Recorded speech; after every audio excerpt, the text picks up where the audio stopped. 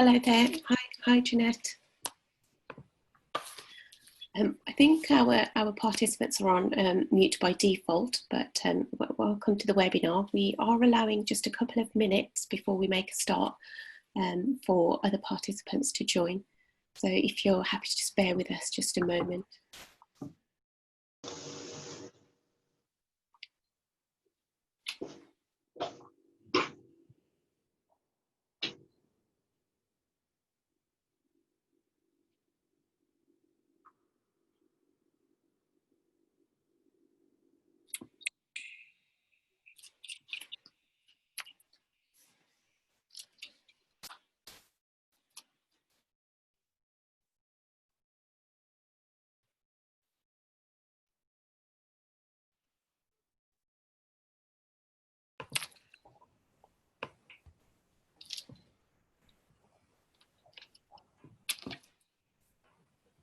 Right, okay. As we approach 10 past, I think we should perhaps make a start. So good morning to those of you here, and welcome to this webinar about wellbeing and remote working. I just want to start by making you aware of the Q&A chat facility at the bottom of the screen. So feel free to use that to post any questions, or if you would like to say what you would like to get from this webinar, what you hope to gain from attending today, then we will be sort of more than happy to take a look at that and try and address any questions and hopes that you have for being with us today. So I would like to hand over to my colleagues Sarah and Helen, who will be delivering the webinar today. So yes, look forward to any questions that might come up throughout. Good morning, I'm Sarah Wright. I am a Director of Right People HR, along with my partner Helen Crooks, who you'll hear from today. We're an outsourced HR business, and we do a little bit of everything, so some compliance, some strategy, some planning, but we've got a real passion for learning and development, and we're looking forward to talking today about how to support your team and what we're also some tips that you can use yourself, because we believe that the best thing to do is to lead by example, and you can give some tips then to your team. So I'm going to start this morning then, if we could just have the next slide, by talking to you about just some definitions. So it's important during this strange time that we find ourselves in to think about our physical health, and we've got a definition of physical health there. And I think the things that we really need to be thinking about that we can control are our lifestyle, so our diet, level of physical activity and behaviour, and it's got smoking as an example there, but there's lots of behaviours that affect our physical health. And then also, if we could move on, just our mental health as well. And I think we're getting better at talking about our mental health and realising the impact that can have, and I'm sure we would all agree that during this, again, this very strange time that we're going through, our mental well-being, which, as it says there, is allowing us to work productively and fruitfully, has been under a little bit of pressure, and the remote working that we're doing just now is probably slightly different than we've perhaps done in the past. So we want to just talk to you a little bit about how you can get the most out of that and take care of your team. So I'll pass on now to my partner Helen Crooks, who'll talk to you a little bit more. Hello, good morning. So I'm Helen, and I'm here to talk to you along with Sarah this morning about the well-being of your team during these very uncertain and unprecedented times. So first of all, I'm just going to do a little bit of scene setting about culture and how it's really, really important to adjust to the new culture that we find ourselves in. I'm then going to talk a little bit about communication, and then Sarah's going to focus very much on the well-being around structure, focus and lifestyle. So we're here now, in 10 weeks into lockdown, or semi-lockdown now, and we've all been flung into this remote working. So we're now part way down this journey, and for the majority of us, we were literally flung into this very abruptly when remote working was introduced to all of us around the 23rd of March, on that day when lockdown began, and it brought a huge, dramatic change into our work life. And 10 weeks on, none of us are really sure how, if or when this will revert back to normal, or whether this is in fact the new normal. So we're living in very unprecedented and uncertain times where things are constantly changing. So now we're in the situation where schools are perhaps looking to look at phased returns. Retail is slowly opening up, and the message remains to all of us who can work from home that we must continue to do so. So this culture that we're now working is very, very different and is constantly changing, and it really does take some getting used to. So 10 weeks in, we've probably all developed different routines, habits, preferences, but the challenge for both employers and employees alike has had a significant impact. So culture is really key. And you can have a great culture whilst working remotely, and you can be incredibly productive. And we believe that you could see a huge increase in productivity when companies embrace this remote working. This has been very much involuntary. It's been very much an involuntary shift to remote working. But if it is handled right, it can bring about considerable benefits. The key part to this, for all involved, for everyone, employers, employees, or the staff, everybody involved in the business, it's about trust. And the most frequent question we get asked is, how will I know if my staff or my colleagues are doing any work? Well, hopefully you'll know this in the same way that you've always known, because you trust them and because they produce excellent and visible outputs. But productivity is actually more about trust and tools or people or platforms. And it really is of paramount importance for remote working. And this is very much a two-way function of the relationship between the company and the team members. Trust has been a long-standing bone of contention for any employer. And again, because we've had to just adapt very quickly to remote working, we've had to address these issues. And we have witnessed a complete turnaround from some of the most anti-remote working employees during the last 10 weeks. One particular gentleman I'm thinking of has really realised that actually looking at the output and blending work and output has actually ended up in some fantastic results. But some people do wrongly assume that remote working means less visible. So when you're working remotely, it is really important to have more transparency so that everyone has as much visibility in work as they do if they're actually sat at the desk or if they're actually sat at the desk at home. And this includes everybody. So it's not just about, finished work, finished outputs, it's about work in progress as well. In certain company cultures, transparency and visibility can make team members feel really vulnerable and really uncomfortable. And that is why it's really important to develop this culture of safety and support. So getting the wellbeing right at this core level is absolutely really important. So the best way to manage this in terms of visibility and transparency is really about having, really clearly defined objectives and outcomes. It's really important to agree with individuals what is expected, to what standard it is expected and by when. So by having processes and procedures in place to monitor the workflow and to monitor milestones at every step of the way will allow both sides to see the progress. So being open and honest and realistic with each other is really important, and being able to openly discuss any obstacles or challenges which have cropped up along the way. Some companies have already had really good processes and procedures and platforms to monitor this whilst in the office, but others have had to work really quickly to try and establish these over the last 10 weeks while people have been working out of the office. What's equally important is to have some really good effective feedback, and this is all about making people feel that they're listened to and they're understood.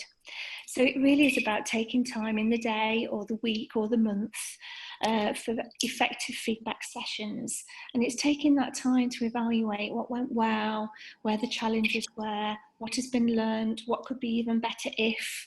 All these things need to be addressed very regularly, and it's got to be a two-way communication. You've got to create this culture and this feeling where everybody feels very comfortable about talking to each other, even if it is over video cam, whatever. It's about creating that culture where people feel supported and where they feel that they can have an open and honest two-way dialogue.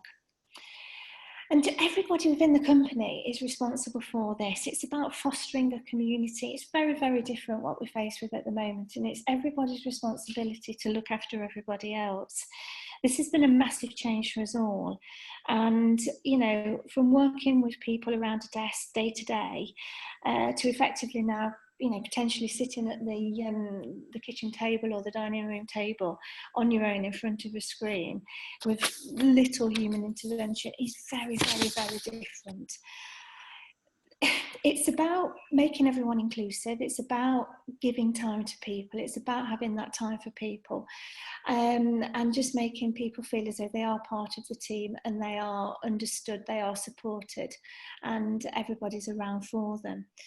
But just on that term of inclusion, this could absolutely revolutionise the way that we work in the future, because inclusion could be a big step forward in terms of remote working, in terms of trusting, in terms of fostering that community. It can open up massive opportunities to businesses and to individuals to grow, and to open opportunities to people remote working that perhaps couldn't have worked in an office before, or to, you know, people who have been out of work for a while or unable to travel or whatever. It could open massive pockets of talent around the country, around the world, that you can now dip into that we haven't been able to before. So by having that open dialogue with people is going to be more and more important moving forward. So fostering the community really is, it's about us all taking that on and making it work. Just moving on to communication then on the next slide. This is all very self-explanatory, and I'm sure that, as I said, you know, over the last 10 weeks we've picked up a lot of knowledge. We've probably found out what we like and what we don't like, and we've had to get used to things very, very quickly. So in terms of the technology, it's just about making sure that you've got the right technology in place. It's the right hardware, it's the right software, and more importantly, it's about having the right support and training, because before we were probably in an office with an IT person very nearby. You could just ask for help. Well, that's probably not there anymore, or not as readily available. So it's really important to be able to be happy with what you're working with, feel in control, but know that you've got the support online if you need that. So I'm sure that there's lots of people who, me included, I'd never really used webcams and video cams and all these things before, but now I'm getting used to everything. So, you know, it's something that we've all had to embrace very quickly. And with that, I think comes confidence as well, because it's, you know, these are all new things to learn and to develop and to get used to. So it's about having the confidence and being open to all these new forms of communication, and looking at all the different mediums that are out there. I think also it's really important to realise that different things are better for different things. Different meetings may, or you may find that for certain meetings one medium works better than another, or you may find that talking to different people or sets of people or having different meetings in other settings is just works better. So it's about embracing all those new methods of communication for all purposes and not being stuck to one particular one. So just being very open and taking on these new things as and when we're introduced to them. So I think that's really, really important. Regular whole team updates is something which can be tricky to do, but is just really, really important. Lots of people have different ways of communicating. Some people have the daily meetings, or they have the weekly meetings. There might be sales or marketing updates or whatever. But it's really, really important that we do include the whole team. And this is where the team will feel that they are still part of the team. They're not working in little silos, that they are part of a community. And that is extremely important. So trying to organise a weekly meeting or a monthly meeting or something where everybody has got that opportunity to come together is really important. One-to-ones, we've been conducting one-to-ones through these different types of calls, and it does work. And people have been very receptive to those. Obviously various presentations, PowerPoints can all be done. So, sharing screens, all these sorts of things, just making people feel that they are still part of the community, they are still part of a team, and that their voice matters. And, it's good to see these people, because some people will be dealing with this very well and others it will be taking its toll. So it's just trying to be as inclusive as possible. And also, being aware of those people who might not want to join in to everything. Not everyone would join in office activities anyway, or wouldn't be at every single meeting, but it's about keeping an eye on those people and making sure that they're okay and that they still feel part of the team. Which then leads on to the social side of it. And I know we call it the water cooler chat, it's a little bit of Americanism there, but it is really important that when you do go and get a glass of water, or you do go and make that tea or coffee, you normally have a chat. Make that part of the day. It's really, really important. Just staring at the screen all day is not going to do anybody any good. You've got to have that social let up as well. So whether it's a WhatsApp group, or whether it's some sort of news stream that you can have on one of your company platforms, or whatever it is, just make sure that there's some sort of social interaction. It may be that there are champions that you can nominate within the company that can set up various social events during the week or the month. It might be a quiz, it might be something like that, but just really important to try and get some sort of social connections with people until we're in the space where we can do face to face again. Just being mindful that it might not suit everyone, and just trying to adjust things to what's going to suit the masses. So keeping your eye on all those who may have fallen by the wayside, and just that odd phone call might make a massive difference to somebody during the day. So I'm going to pass on to Sarah now, and Sarah's going to look at structure. Thank you, Sarah. Thanks, Helen. I think structure, I think my slides will take a slightly different tone, because there's a lot of things here that, as I said before, that you can do for yourself to hopefully help with your own physical and mental well-being. And I think that's important, because you have to be in the best position you can be to support your team. But hopefully there will be some tips here as well that you can encourage others in your workplace to try. And all of these won't work for everybody, but I think there are some things that you can do to make things a little easier, because it has been difficult. And I've heard it referred to as the corona coaster. So we do feel as if, we're having up days and down days, but there are things that you can do to try and minimise that a little, and beginning with structure. I think the most important thing is to set up some kind of area where you can work. And I know that I'm speaking from a privileged position, sitting at my desk, where I have relatively little distractions, although I'm sure a child could appear at any moment. But try and set up somewhere that's separate, that you can close away at the end of the day, as it says at the end of the slide there, and that you can have a bit of separation between your work and your home life. And try and think about that when you're setting that up. If at all possible, try and have some natural light. Maybe a house plant makes a big difference, just to how it looks and how it feels when you're sitting at your desk or your end of the dining room table.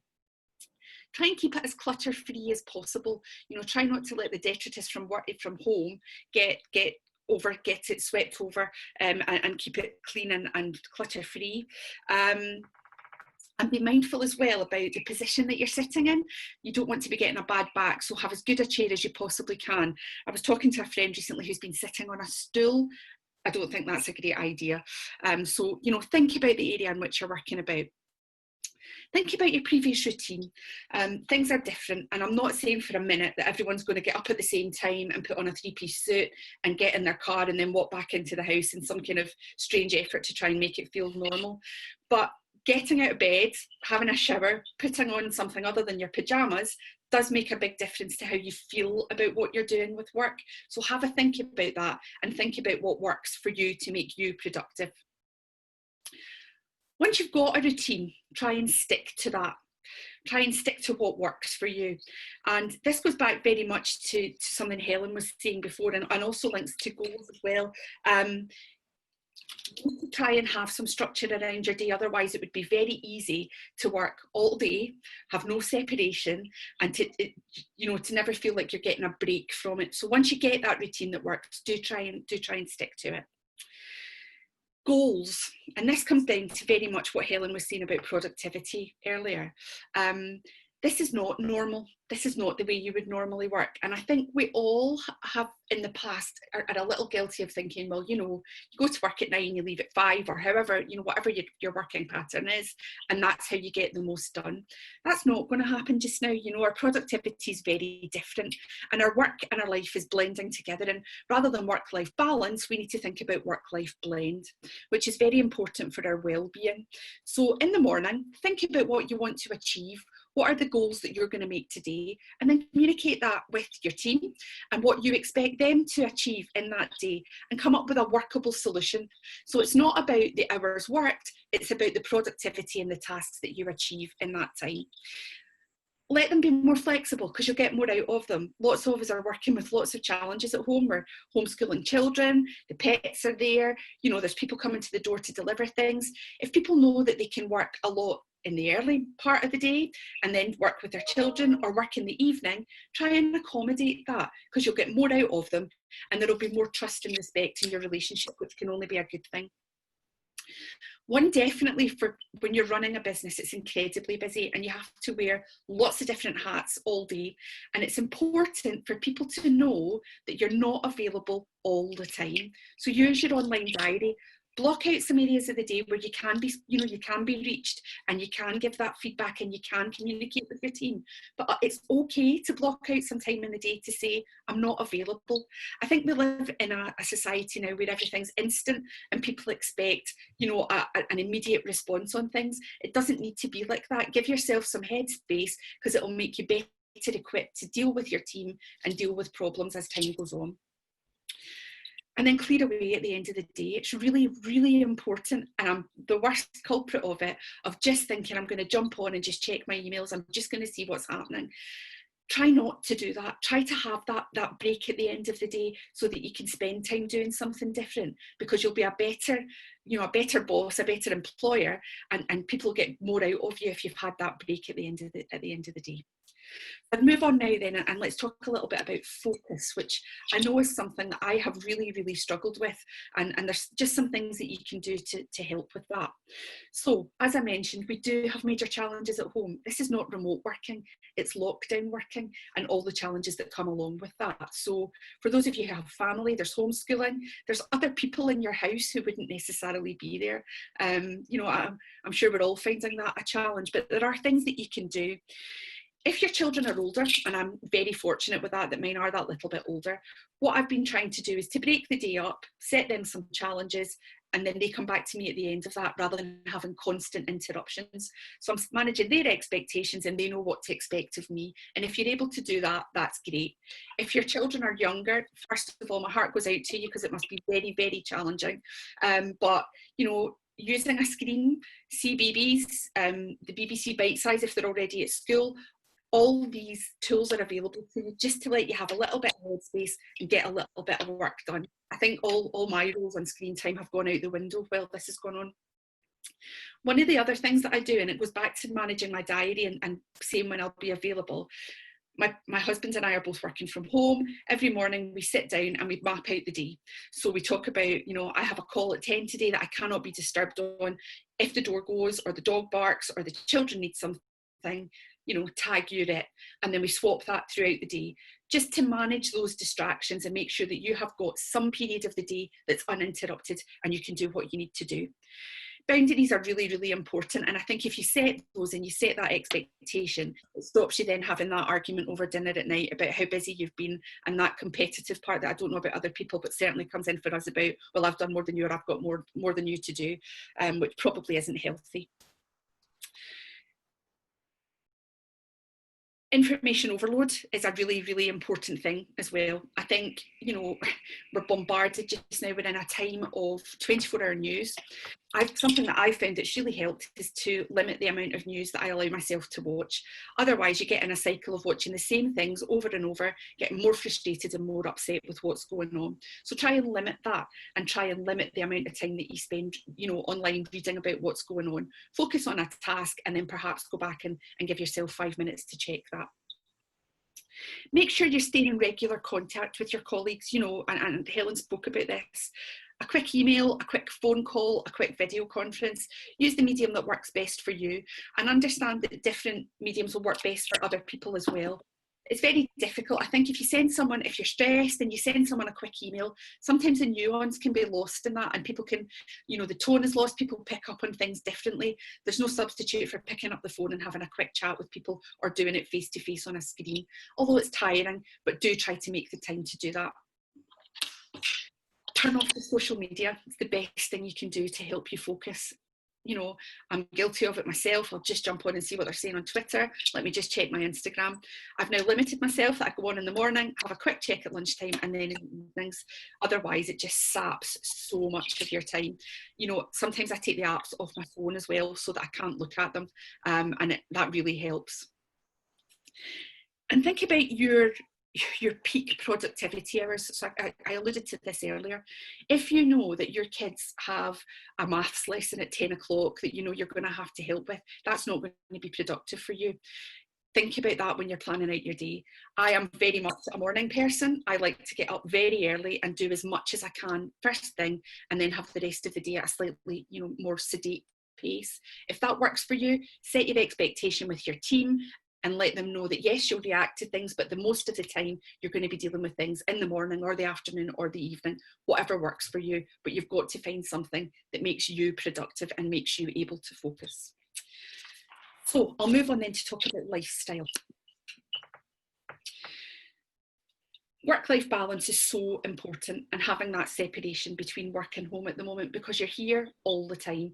And I know that the lockdown has been, they're starting to make some concessions to letting us go out more, but it's really important that you have that separation. Stop in the middle of the day and have a lunch break. Stop and talk to the other people who live in your house. You would be doing these things, and this is something that Helen and I have spoken about a lot.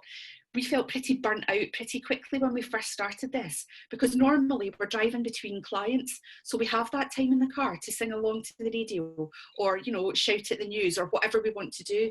Make sure you're making those times in your day. You don't need to be working solidly all day. You've got to have some headspace around that too.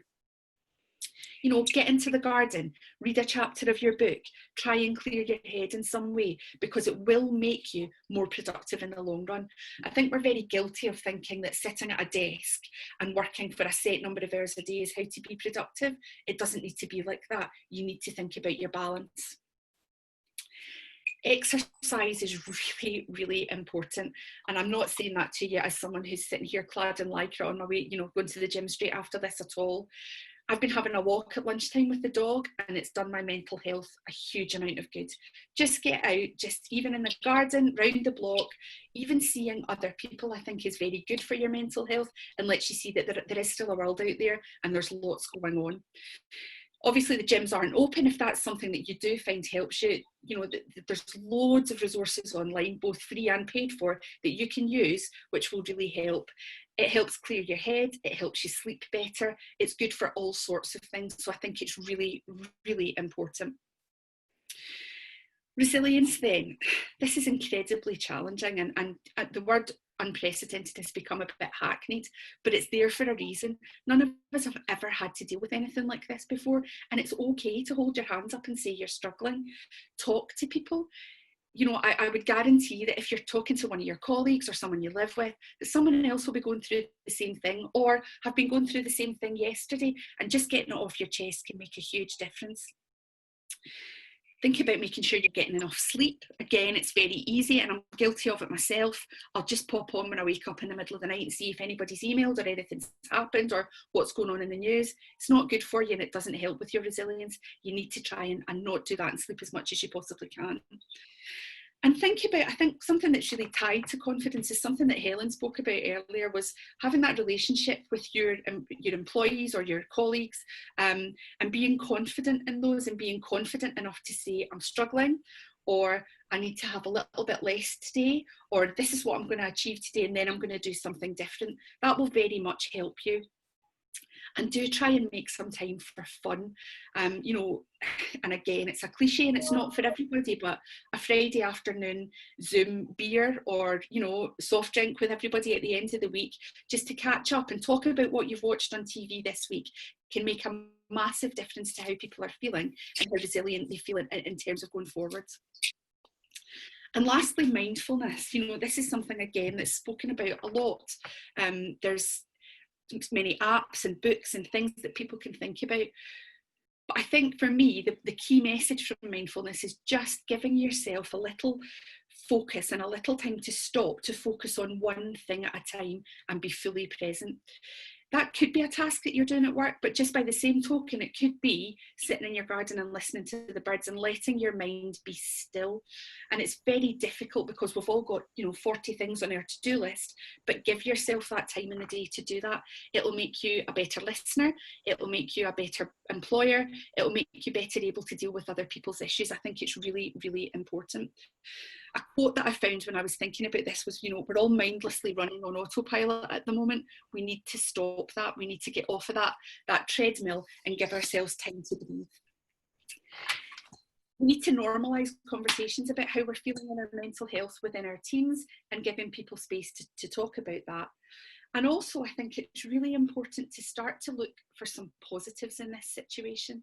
I'm not minimising the enormity of what's going on at all and the number of people who have sadly died from this, but there will be some positives for us as employers and as colleagues going forward.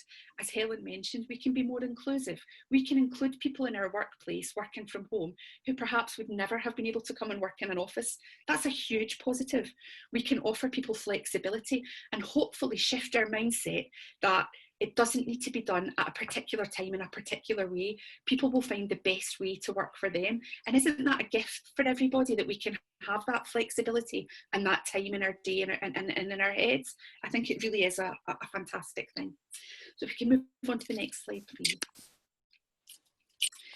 Really, in summary, I guess what I would want you to think about is that these are different circumstances from normal, and you're going to be managing your teams in different ways, and that's okay. Productivity is key here. And as Helen alluded, we have a client who spoke about that a couple of weeks ago, and it's like the scales have fallen from his eyes, that really it doesn't matter. As long as the work is being done to a good standard, everybody's expectations are clear, and productivity remains the same, let's embrace that. Secondly, and very importantly, please be kind to yourself and allow yourself to understand that this is different, that you might need some extra support. Offer that support to your teams, but certainly seek that for yourself as well, and be kind to yourself.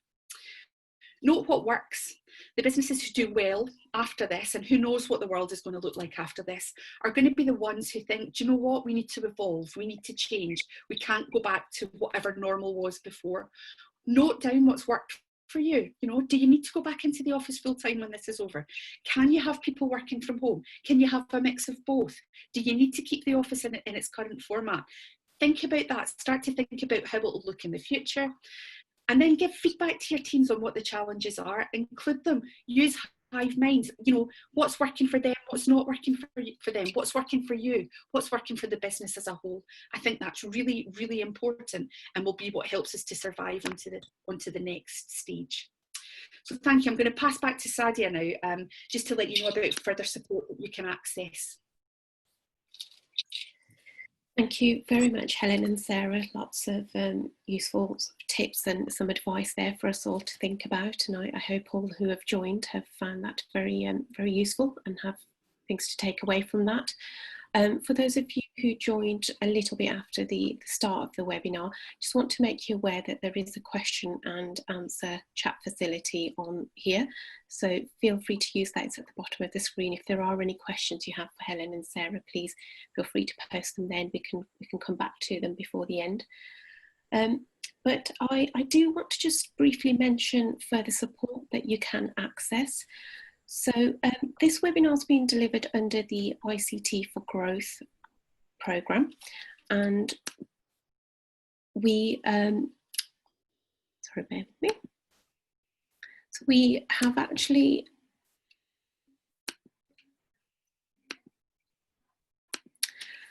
sorry, just looking for my slides at the end there, but I can briefly mention to you that we've got two programmes that we are providing support under. There's the ICT for Growth events programme, and there will be more webinars running which will be on sort of generic high-level topics, but some specific topics as well.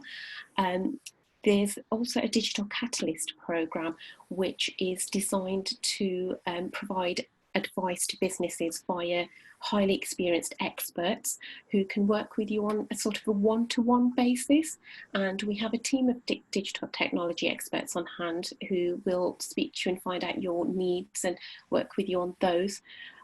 There's no agenda to the programme on which technology applications you should use, and it's really about overcoming any barriers that you might be experiencing to digital adoption and helping you work your way through those. There's no cost to the programme either, as it's a fully funded programme.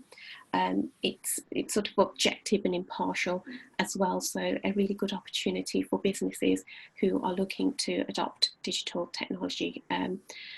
So I will be able to send across details after this webinar, as they're not on the slide at the moment, so I can send across details to those who have joined today of how you can find out more about Digital Catalyst and how you can contact us should you wish to come on to that programme. And yeah, just to thank you to everybody for joining today. We hope that you will be joining future webinars under the programme as well, and I look forward to getting in touch with you with details of Digital Catalyst as well. Are there any questions from anybody? We'll stay on for a couple of minutes to allow any questions for Helen and Sarah before we close the webinar.